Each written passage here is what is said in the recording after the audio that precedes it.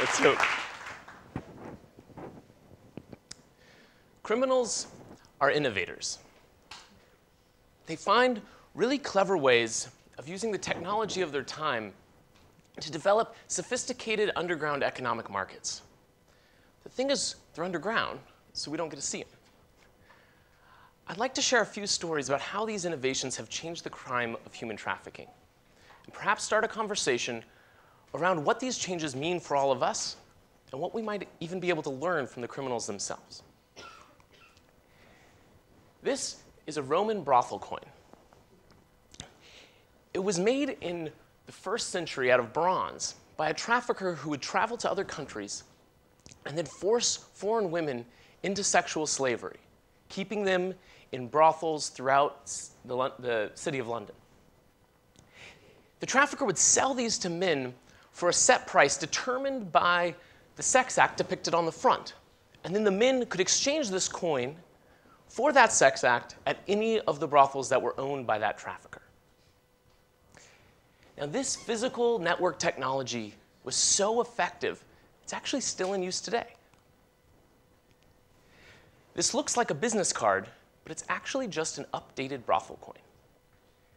This one was being handed out in the Washington, D.C. area by a sex trafficker who was distributing them at construction sites, bars, soccer games, to men who would use them as tickets into that trafficker's network of residential brothels.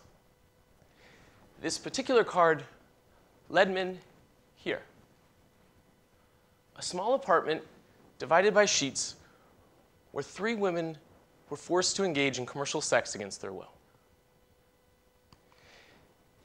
Now, when criminals are using physical network technology, the technologies themselves limit the scope of the crime they support. They have to pay someone to hand these out, pay someone to physically recruit the young women, and pay someone to hold them in the brothel. And of course, the biggest limitation to crime is law enforcement. And when you're fighting a crime like this, physical law enforcement works really well.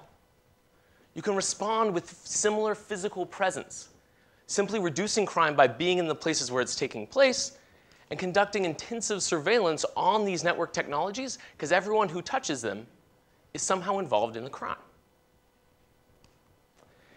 5 years ago, I joined an organization called Polaris Project.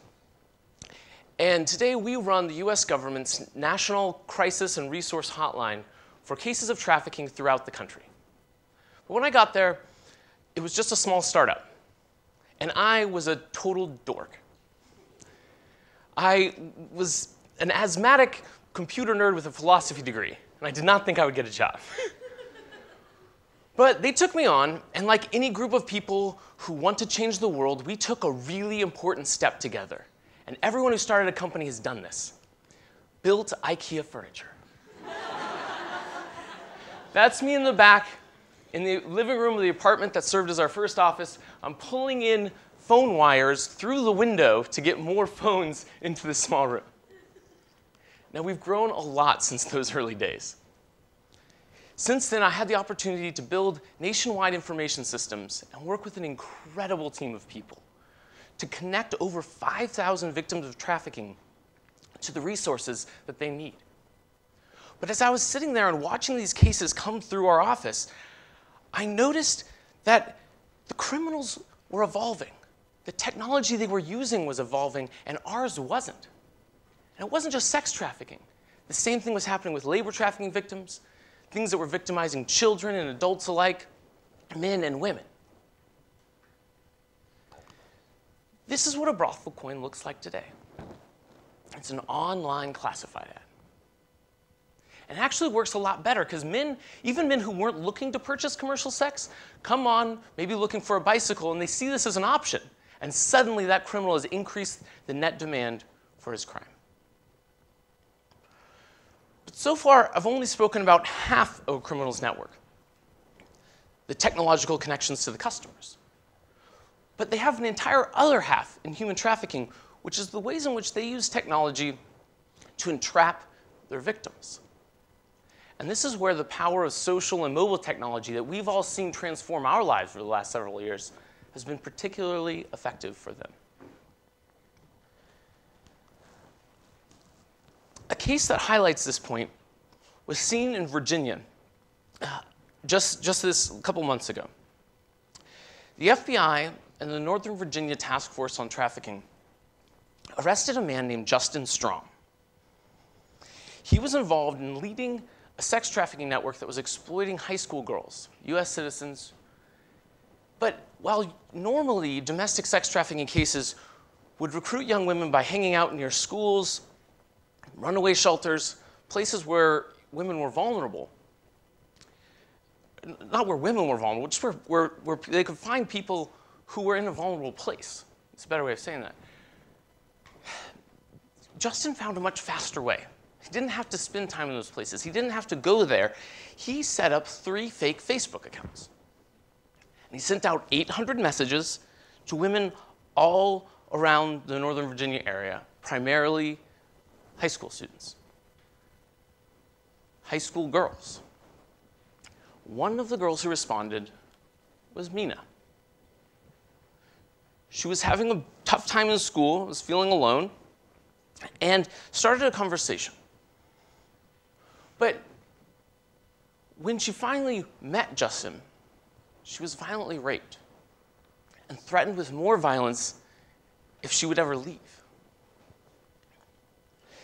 Then Justin posted these exact words on an online classified ad.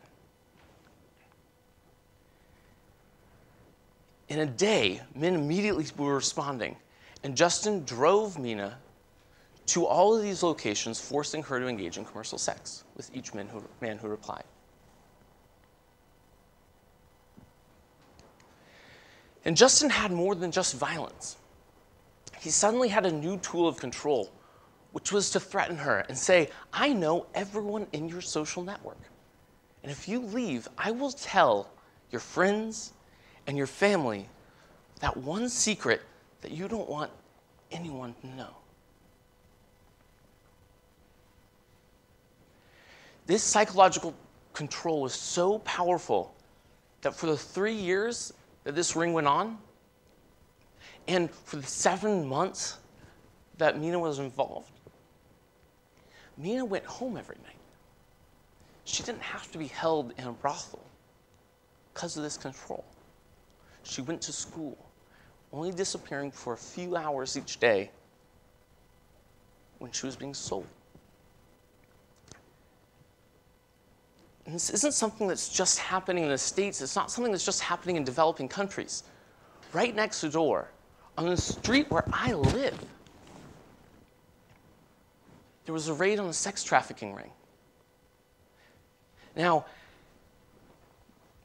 this ring was victimizing girls as young as 11. And at the time of the arrests, there were 24 girls involved.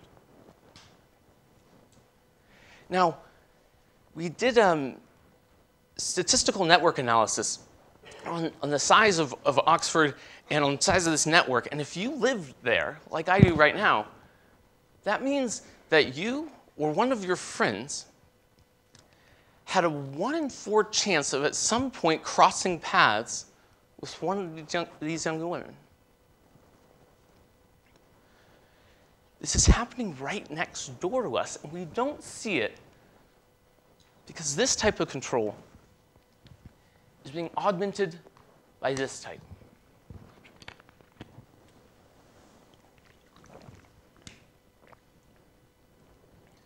Okay, so what do we do? This is where things can stop being depressing. I promise. Because it turns out, if we adapt the same tools that the criminals are using and adopt some of their tactics, there's a whole hell of a lot that we can do. And when I say we, I mean it.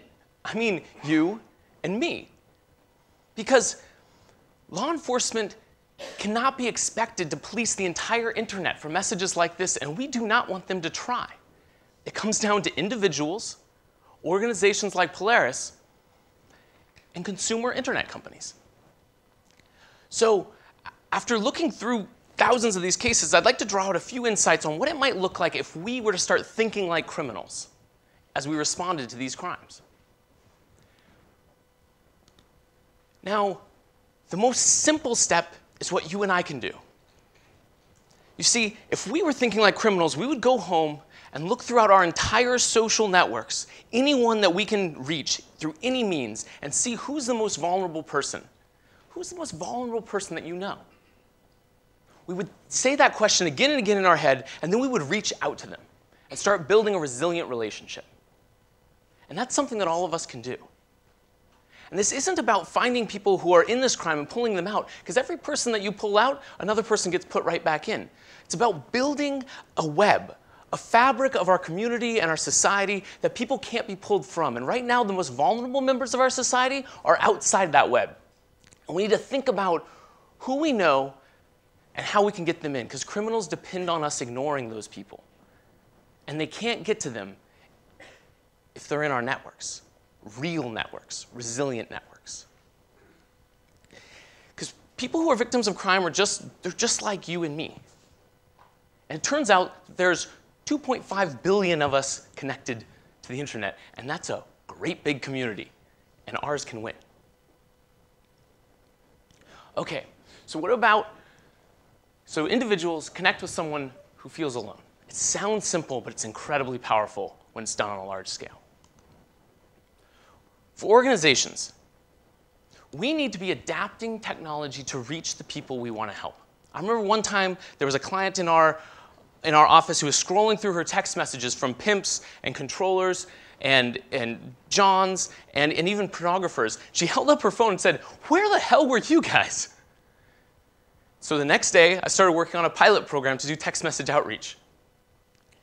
But we're not always going to have people who can hit us over the head with these insights. We have to be spending time with people, understanding the interfaces they use to communicate, and use those same interfaces. And here's the last one, and this is the trickiest. What is the responsibility of the online platforms that are being abused? And this is where we need to be very, very careful. Because, as we've heard time and time again today, there's nothing more vital than an open, free, uncensored internet. And how do we reconcile that with the need to protect people like Mina? Well, I think the answer is to understand and reduce these product loopholes on our own terms. Because there's a lot of ways that if we look into this, we can close the loopholes that primarily criminals use and no one else does. And that'll go a long way towards stopping what Justin was doing, keeping him from opening those 3 fake Facebook accounts. That makes Facebook better, and it makes Mina safer. These conversations are often challenging, and I think it's useful if we start on the premise that an internet which is both open and safe does not need to be a paradox. In fact, it needs to be our goal, and we can work together to achieve that. Criminals like Justin have been out-innovating us for 2,000 years. But right now, more than ever before, we have an incredible opportunity to turn this problem on its head. If individuals connect with the Minas in their life, if organizations like Polaris Project continue to connect these people to the resources they need, and if technology companies continue to have the courage to address their products and close loopholes that are primarily used by criminals, we can build a world where the internet maintains the power of its freedom, and people like Mina remain free. Thanks so much for your time.